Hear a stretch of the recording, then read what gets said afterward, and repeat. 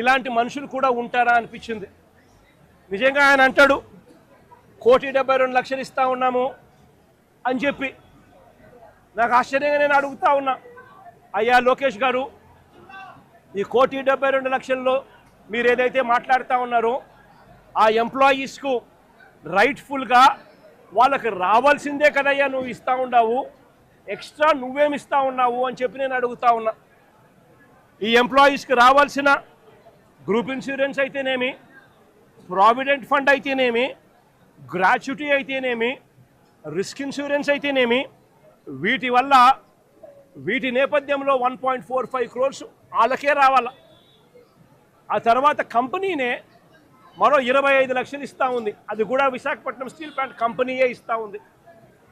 కేవలం prime minister relief fund కింద కేవలం 2 లక్షల రూపాయలు అదనంగా ఎక్స్గ్రేషియా కింద వస్తూ ఉంది. రాష్ట్ర ప్రభుత్వం నుంచి 0 రూపాయి అంటే రూపాయి కూడా ఇవ్వడంలే. మరి నేను అడుగుతా ఉన్నా, ఇక 1.72 crores ఇంకొకటి నువ్వు ఇచ్చేదేందయ్యా బోడీ అని అడుగుతా ఉన్నా. వాళ్ళకి రావాల్సిందే, వాళ్ళ హక్కుగా వాళ్ళకి రావాల్సిందే వాళ్ళకు వస్తూ ఉంది. వాళ్ళకి అది ఇస్తూ ఉన్నారు, అది వాళ్ళకి ఇస్తూ ఉన్నారని మీరు చెప్తా ఉన్నారు. ఇది నిజంగా ధర్మమేనా, న్యాయమేనా అడుగుతా ఉన్నా. ఇదే విశాఖపట్నంలో ఇంతకుముందు మా హయాంలో ఇలాంటి ఒక దుర్ఘటన జరిగితే అక్కడ కూడా మనుషులు చనిపోతే ఎంతమంది చనిపోయినారు? ఎల్జీ పాలిమర్స్లో అప్పట్లో కూడా ఒక దుర్ఘటన జరిగి 14 మంది అప్పట్లో చనిపోయిన ఘటన జరిగితే రాష్ట్ర ప్రభుత్వం ఎలా స్పందించింది? వెంటనే ముఖ్యమంత్రి ఇక్కడికి వచ్చి, అంటే జగన్ ఇక్కడికి వచ్చి ఏకంగా కోటి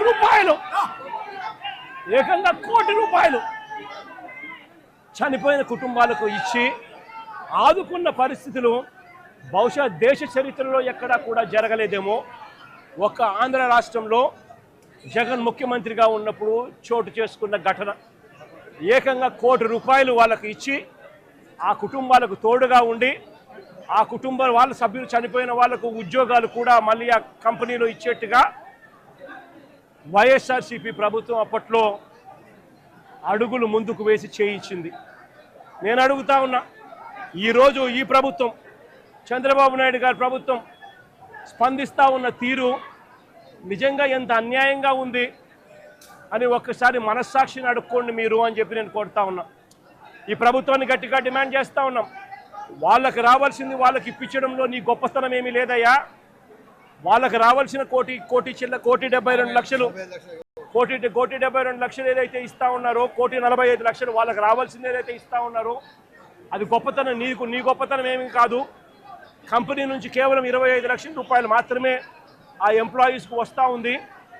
ఈ నేపథ్యంలో నేను చెప్తా ఉన్నాను, అయ్యా అప్పట్లో వైసీపీ ప్రభుత్వంలో ఉన్నప్పుడు ఏ రకంగా అయితే ₹1,00,00,000 ప్రతి కార్మికుడికి ఇచ్చి తోడుగా ఉన్న నేపథ్యం పరిస్థితులు ఏ రకంగా జరిగాయో అదే మాదిరిగా ప్రతి ఎంప్లాయీకి మేము ఇంతకుముందు చేసి చూపించినాం. మేమేదైతే చేసి చూపించినామో అదే మిమ్మల్ని కూడా చేయమని అడుగుతా ఉన్నాం. మేమేమి ఎక్కడా కూడా అన్యాయంగానో లేకపోతే మేము చెయ్యనిది మిమ్మల్ని చేయమని చెప్పి అడగడంలా మేమేదైతే చేశామో అదే చేయమని అడుగుతా ఉన్నాం.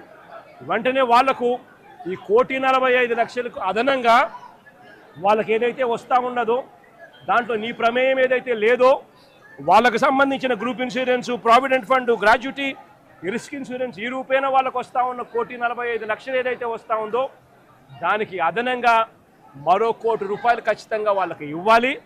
వాళ్ళ కుటుంబ సభ్యులకు కూడా అదే మాదిరిగా ఉద్యోగాలు కూడా వెంటనే ఇవ్వాలని కూడా కోరుతా ఉన్నాం.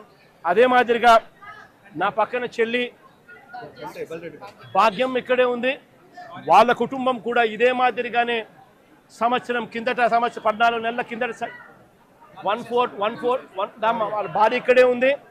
1/4/2025లో చనిపోయిన పెంటయ్యన్న కుటుంబానికి కూడా ఇదే ప్యాకేజ్ కూడా వాళ్ళకు కూడా వర్తింపచేసి వాళ్ళ కుటుంబానికి కూడా ఇదే మాదిరిగానే ఆదుకోవాలి అని చెప్పి రాష్ట్ర ప్రభుత్వానికి, కూటమికి ఇద్దరికీ కూడా గట్టిగా వీళ్ళిద్దరికీ కూడా చెప్తా ఉన్నాం. మరీ ముఖ్యంగా చంద్రబాబు నాయుడు గారికి మరీ ముఖ్యంగా రాష్ట్ర ప్రభుత్వానికి, ఎందుకంటే బాధ్యత రాష్ట్ర ప్రభుత్వం కాబట్టి వెంటనే చిత్తశుద్ధి చూపండి, ఎంప్లాయీస్కి తోడుగా ఉండండి.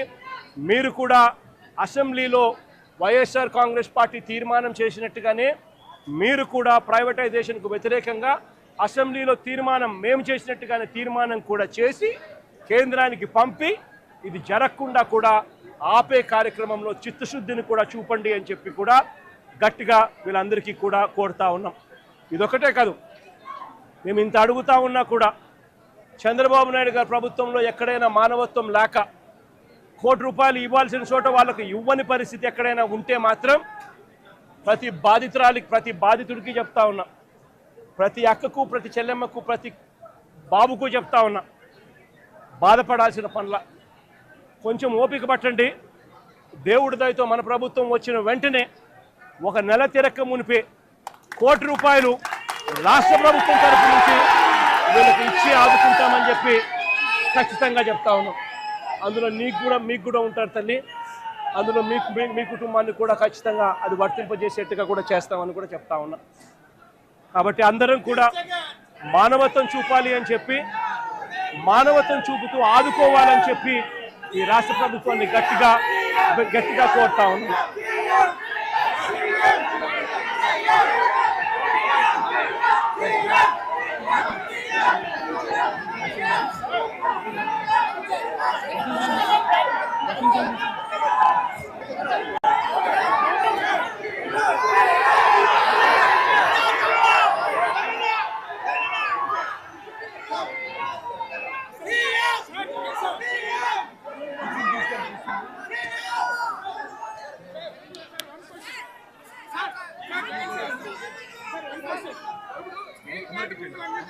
వైసీపీ ఆధ్వర్యంలో ప్రైవేట్ కాకుండా మీరు చూసారని చెప్తున్నారు సార్.